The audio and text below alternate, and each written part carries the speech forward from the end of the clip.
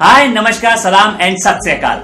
आपका खुद का आरकेसी यानी मैं रोहित कुमार चौहान फ्रॉम पथ प्रदर्शक पाथ डेमोन्स्ट्रेटर एक बार फिर हाजिर हूँ एक नए विचार, थॉट, कहानी या अनुभव के साथ। और आप देख रहे हैं मुझे मेरे YouTube चैनल जिसे नाम दे दिया गया है 98.100 का। मेरे Facebook पेज से जुड़ने के लिए गूगल सर्च करें रोहित @ पथ प्रदर्शक और पेज को लाइक और फॉलो करें। और YouTube चैनल को फ्री में सब्सक्राइब करने के लिए सब्सक्राइब टैब पे अभी क्लिक करें और नोटिफिकेशंस के लिए बेल आइकन को क्लिक करना ना भूलें। अपने लास्ट पोस्ट के आखिर में मैंने कहा था कि आने वाले पोस्ट में मैं बात करूंगा एटीट्यूड की, और इसी पे बेस्ड होगी पंजाब के शाही शहर पटियाला में मौजूद राजेंद्र मोटर्स की कहानी। एक ऐसी साधारण सी कहानी जो बयां करेगी सफलता सिर्फ इसमें नहीं कि आपके पास काम या बिजनेस कितना है, आपका स्टेटस क्या है, आपके पास कितने लोग काम करते हैं, आप कितना कमाते हैं एक्सेट्रा, बल्कि नाम, पैसा, शोहरत, ढेर सारा काम होने के बावजूद आपका एटीट्यूड कैसा है। क्या आप वाकई ही सफलता के हकदार हैं, और कैसे आपकी सफलता कायम रहेगी इस तथ्य पे।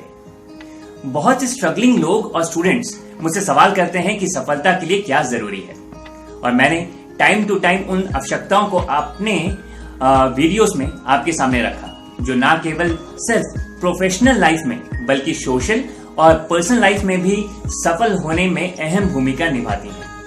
सक्सेस एंड देन सक्सेस को बरकरार रखने में बहुत इंपॉर्टेंट है आपका एटीट्यूड।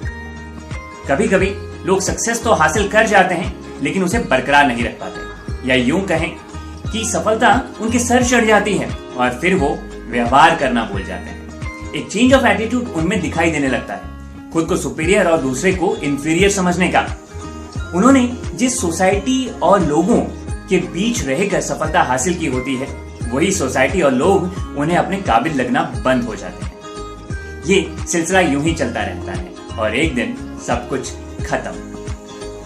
अब उस दिन आपके जनाजे में कितने लोग दिल से शरीक होते हैं और कितनों को आपके जाने का दुख होगा, ये डिफाइन करता है कि आप जीवन में वास्तविक तौर पे सफल हुए या असफल। और इसी विचार पे आज करेंगे विचार, और आपसे गुजारिश कि विचार पे विचार जरूर कीजिएगा। आपका एटीट्यूड आपकी समाज में एक पहचान बनाता है। सोशली एक्सेप्टेड एटीट्यूड पॉजिटिव और सोशली डिनाइड या रिजेक्टेड एटीट्यूड ऑब्वियसली नेगेटिव। अब क्या है ये सोशली एक्सेप्टेड और सोशली रिजेक्टेड एटीट्यूड? जब लोग आपको V3 के बेसिस पे एक्सेप्ट या रिजेक्ट करते हैं तो वो होता है सोशली एक्सेप्टेड या सोशली रिजेक्टेड, और ये V3 है विचार, वाणी और व्यवहार, और इनको दर्शाता आपका एटीट्यूड। श्री राम और रावण दोनों की राशियां एक थी, दोनों में ज्ञान भरपूर था, बल और शक्ति में दोनों थे, लेकिन हजारों साल बाद भी जलाया रावण को जाता है और जलाने वाले होते हैं प्रभु श्री राम। मेरा मानना है कि वास्तव में रावण को नहीं, रावण की ईगो, अहंकार से युक्त एटीट्यूड को जलाया जाता है, ताकि हम ना सिर्फ बुराई पे अच्छाई की जीत को समझ सकें, बल्कि उन पहलुओं को भी समझें जो राम और रावण के चरित्र और व्यवहार में थी, जिससे एक सफल हुए और एक असफल। यहीं से शुरू होती है आज की कहानी, और इसके नायक हैं राजेंद्र मोटर्स पटियाला के मालिक राजेंद्र जी। एक वेल सेटल्ड, पैसा, नाम, शोहरत, जमीन, प्रॉपर्टी के मालिक, जिन्होंने सिर्फ 3000 रुपए के काम के लिए अपने व्यक्तित्व का परिचय एक एग्जाम्पल के तौर पे मेरे सामने रख दिया। और यकीन मानिए, इस 3000 में उनकी कमाई सिर्फ 1400 की थी, और ये भी समझा दिया कि वो सफल कैसे हैं। मैंने इस कोविड की सिचुएशन में राजकोट गुजरात से, जहां मैं आजकल बेस हूं, हिमाचल अपने होम टाउन को जो तकरीबन 1600 किलोमीटर है, अपनी गाड़ी से ट्रेवल किया। गुजरात से राजस्थान और फिर हरियाणा, पंजाब क्रॉस करते हुए मुझे HP पहुंचना था, लेकिन तकरीबन 800 किलोमीटर चलने के बाद राजस्थान में ही अचानक गाड़ी में कुछ टेक्निकल फॉल्ट आ गया। कोशिश की कोई कंपनी सर्विस स्टेशन या कोई अच्छा गैराज मिल जाए तो वहां गाड़ी को चेक करा लिया जाए, क्योंकि सफर लंबा था। लेकिन दुर्भाग्य की कुछ मिला नहीं, और सौभाग्य की गाड़ी रुकी नहीं। खैर, रात राजस्थान में गुजारने के बाद मैं सुबह होटल से फिर चला और हिसार हरियाणा पहुंच गया।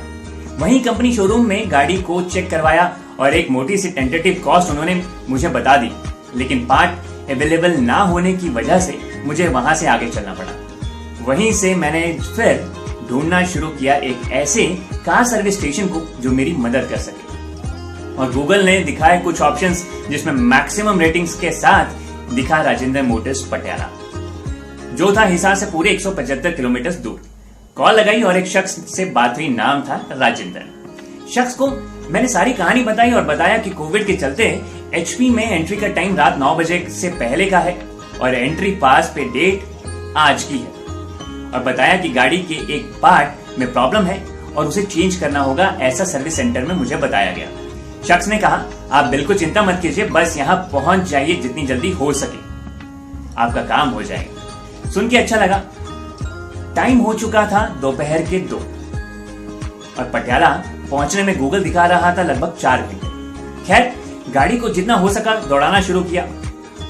थोड़ी देर बाद एक कॉल आई, शख्स ने पूछा कहां पहुंचे, कोई दिक्कत तो नहीं आ रही, और वो थे राजेंद्र जी। राजेंद्र जी ने एक शॉर्ट रास्ता सजेस्ट किया जिसपे मैं चल पड़ा।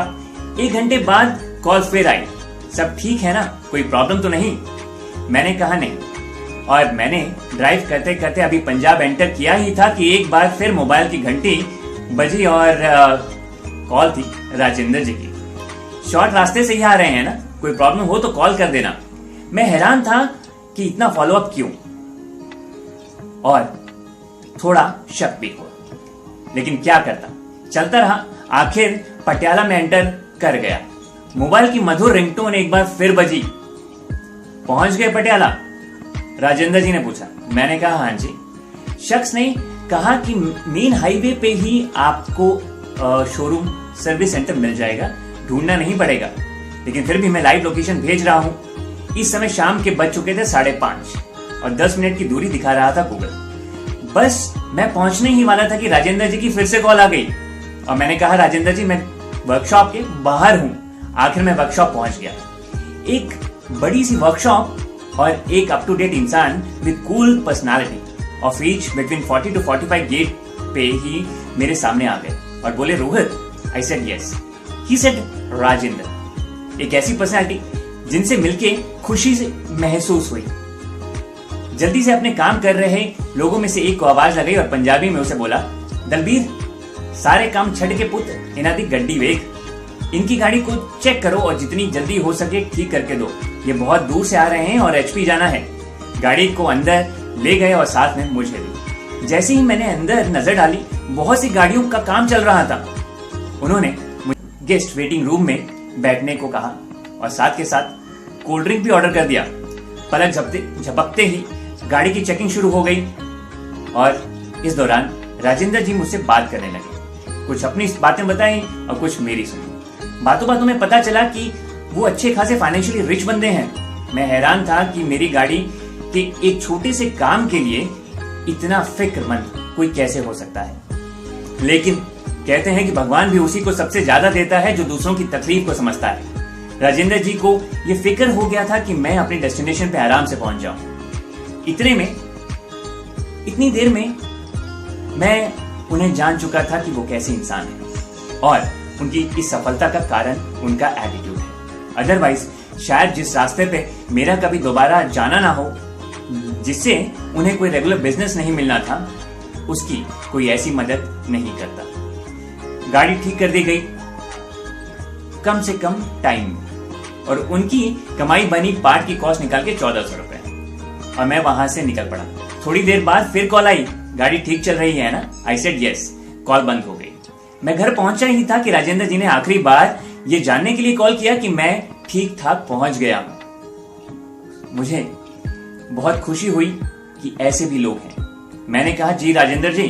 राजेंद्र जी ने जवाब दिया, चलो रब मेहर करे। जीवन में सफलता कैसे कमा कर बरकरार रखी जाती है, राजेंद्र जी ने सिखा दिया। कस्टमर सेटिस्फैक्शन क्या होता है?